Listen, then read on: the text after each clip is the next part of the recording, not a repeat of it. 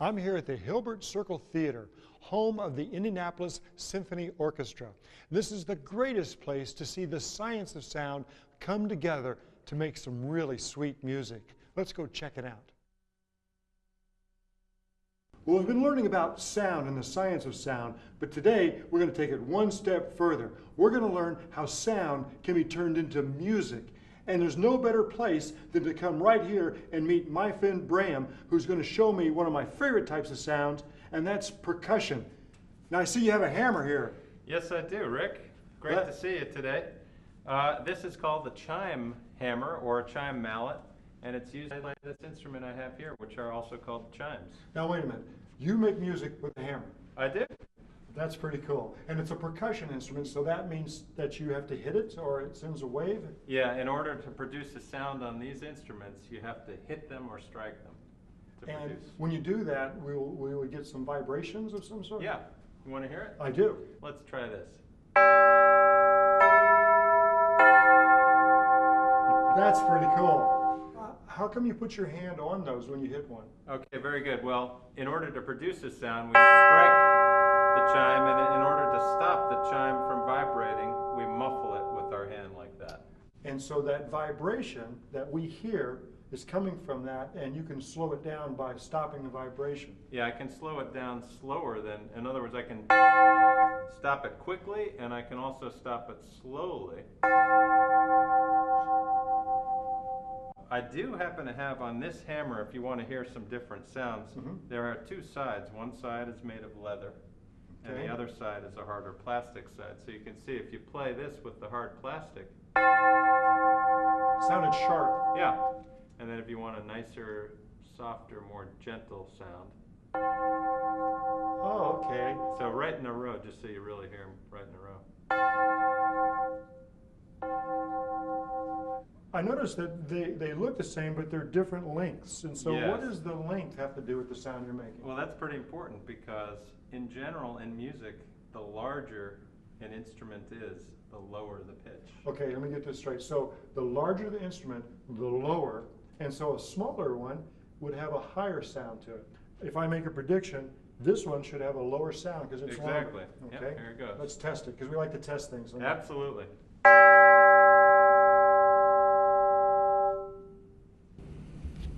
That's a little bit higher, huh? Very cool. Is this a percussion instrument? Is anything sure you hit is. a percussion instrument? Absolutely. Anything you hit is a percussion instrument. This particular instrument is a tambourine, and it's one of my favorite instruments. There's a lot of cool things you can do with it. Of course, the obvious thing is to hit it with a hand like that. You can also produce what we call a roll, which in percussion is a word for describing a sustained sound. If you just hit it like that, it's just one note, but you can play a roll like that. So that's one kind of roll. You can shake it. You can also do what everyone kind of likes to see. This is called a thumb roll, and I just take my thumb and I've placed a little rosin, sticky stuff on the head, and I just go like this. Now that's cool.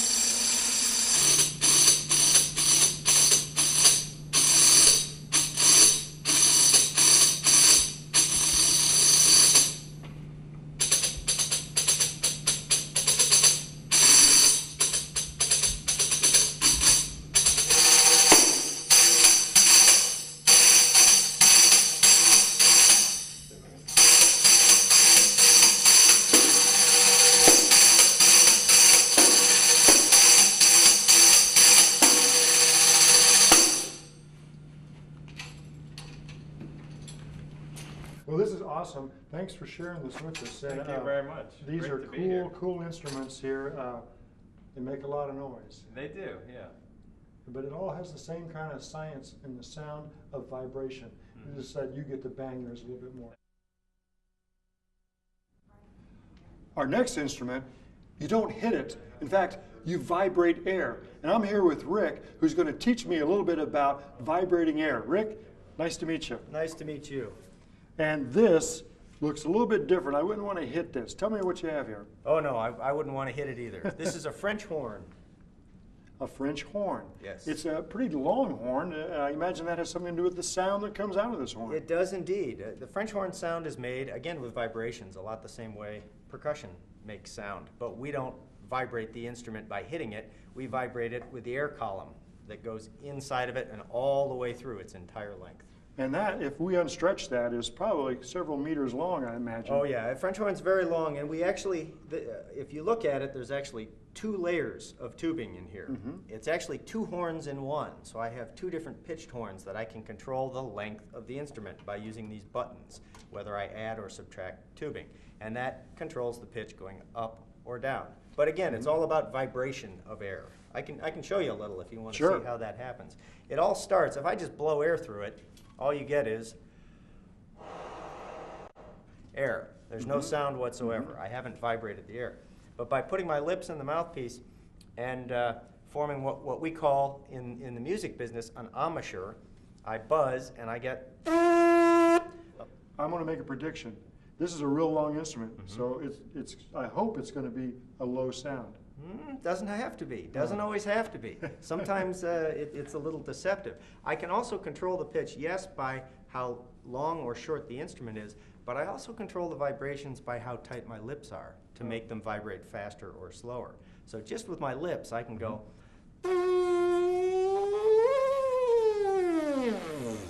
make high and low. That's just like pretty I cool. can do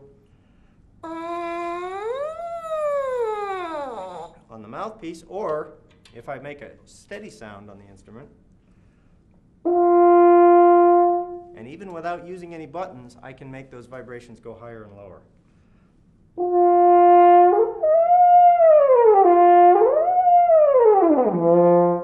It's not just the lips, it's always a combination of the vibrations I do with the lips and the length of the instrument.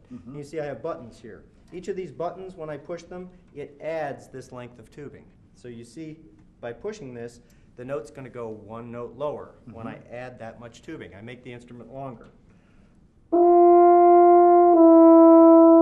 Now what the hand does in here, and I can turn around and show you a little, is it kind of cups the sound and colors it. But I can make the sound go higher and lower by opening and closing this, in much the way I'm lengthening and shortening the instrument. And if I close it all the way, it makes a really funny sound. So I get.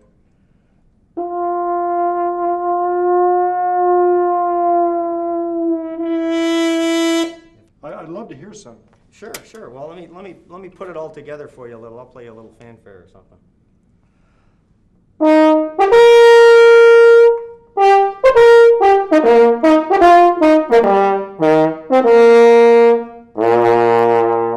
I invited a friend of mine, in fact my daughter Caroline, and she is aspiring to be a woodwind brass instrument, and this is your chance to really show how much better you are than your father. Hi, Caroline. How are you? Good, how are you? I'm Rick. Hi. Let's hear you. Can I hear you buzz on just your mouthpiece? I bet you Yes. you're pretty good at that. Can you make it go higher? Now start up high and go really low. Very good. You see how easy it is when you practice a little, right? Okay. Let's see how good it sounds in the trumpet, because it's going to be a little different sound, I bet. Good. Can you take a big breath and get as much air in as you can? Wow. Wow, That's great. I wonder what all those noises were coming from upstairs. That's good. Very good. And so that instrument is, Rick, along the same design as this one, but I can see some obvious differences. This one it's long, but this bell, how does that affect the sound? Well, the most obvious difference has to do somewhat with the bell, but if you look, the trumpet is a member of what's called the cylindrical brass family. And if you think of a cylinder, like the inside of a paper towel roll, being the same size at one end and the other, that's called cylindrical, because most of the instrument, other than the very beginning and the very end, is all the same size. Oh, I see that, yeah. Except for from here to here and here to here. It's all the same through here. The horn is what's called conical, because it's more like a cone shape. And it starts smaller and it takes a lot longer to get bigger. And you notice if you start here, it's a long time to get down to that small size. What that does, a cone shape gives a more mellow sound. So if I play, I can play a little more rounded sound and a little less hard and bright. Oh, And when she plays, go ahead and play us a nice big sound. Same note, but you see how it's brighter and a little louder. That is an awesome explanation of beautiful sound, and in this case, beautiful music. Well, except for me. But let's try one, all three of us together. Okay. I'll probably ruin the sound for everybody, but Oh, give it'll it be a great. shot. Ready, all together. 1, 2.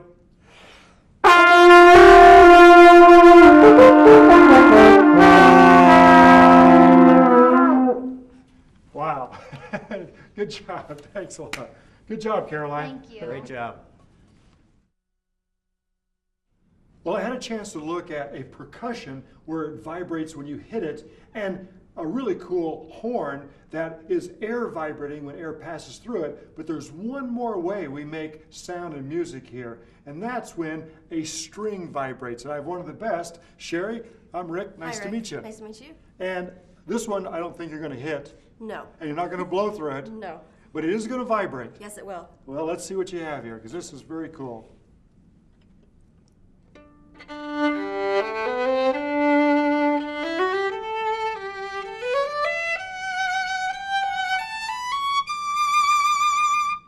Wow, that is something. Now that, I know this is a show about sound, but that was music. And I noticed that you're moving this across these strings here. Yes. Yes, and this is actually the bow. And when you put it on the strings of the violin, that is actually what produces the sound. The hair is actually made from horsehair, believe it or not, and it's clipped from the tail. And it's a little coarser than human hair, so it actually picks up the string a little bit. And then once you pull it down and apply a little bit of pressure, it causes the string to vibrate and produce the Now, sound. this doesn't vibrate, or this doesn't make sound, I suppose. It doesn't make sound on its own, just in combination with the string. The wood actually does vibrate a little because of the contact that it makes with the string. It vibrates through the wood. And what happens is when the string vibrates, it makes this, the bridge, vibrate as well. And that, you could think of that kind of like a microphone. And the sound actually comes out of the holes right here, which are called F-holes, kind of Say like a that again? speaker. They're called F-holes. And they kind of act like a speaker And so or an this, amplifier. this whole thing is hollow. And It is so- hollow. And that pushes the sound out.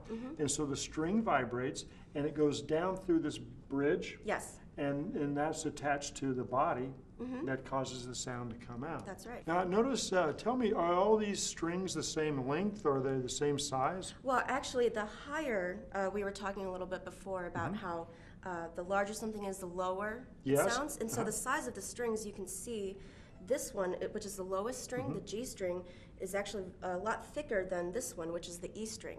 And you can hear that it's a lot okay. higher. So I'm learning a little bit different. Not only does length have to do with the sound, but also the thickness. So Yes. a thick string makes a low tone, and that very thin string makes a high tone. Can you do That's that again? And so the two in the middle, Well, they're right in the middle, so.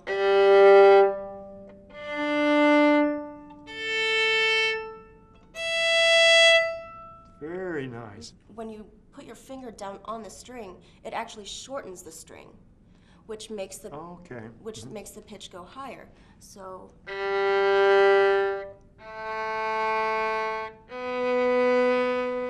So you were actually starting along, shorter and shorter, That's and right. it was changing the sound.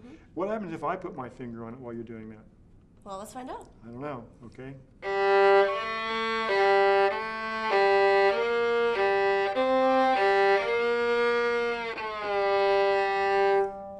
That is kind of cool. I could feel it vibrating right through here. Can you play, show us a few more of those? Because this is something I really like to Sure. hear.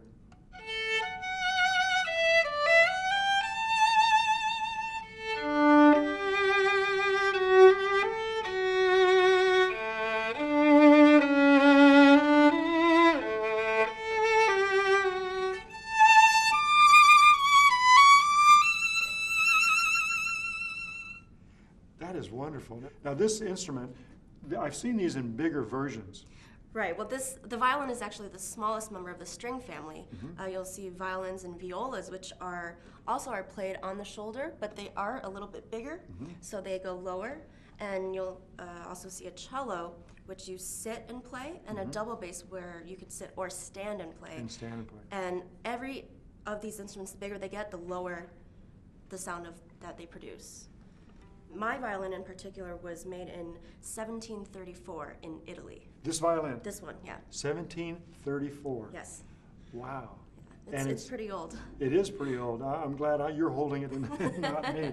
And is that, does each violin have its own unique kind of sound? I mean, or do they all sound alike? Or? Well, every violin will sound different, even if it's made by the same maker.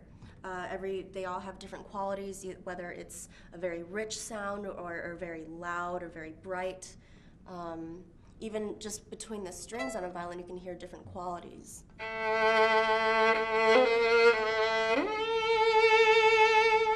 Or you could play something like...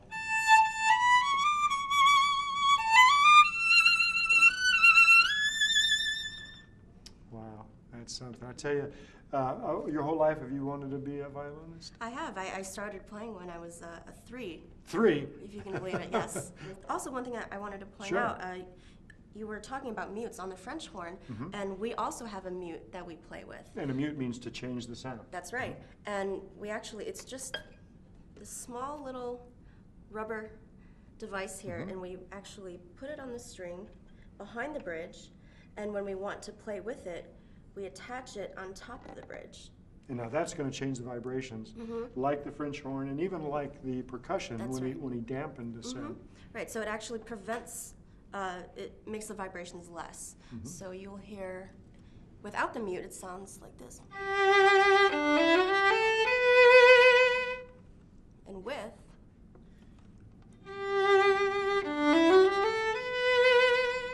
it sounds more intimate, like the sound just right here. Right, it doesn't, there's less sound coming out of the F-holes, so it makes it have less volume. Well, that's wonderful. I really enjoyed learning about not only sound, but beautiful music. Thanks a lot for taking this time. Well, I had some fun learning the science behind some of these instruments, but when you're with the Indianapolis Symphony Orchestra, these members can put all the science together that is not only good vibrations, but beautiful music. Let's listen in.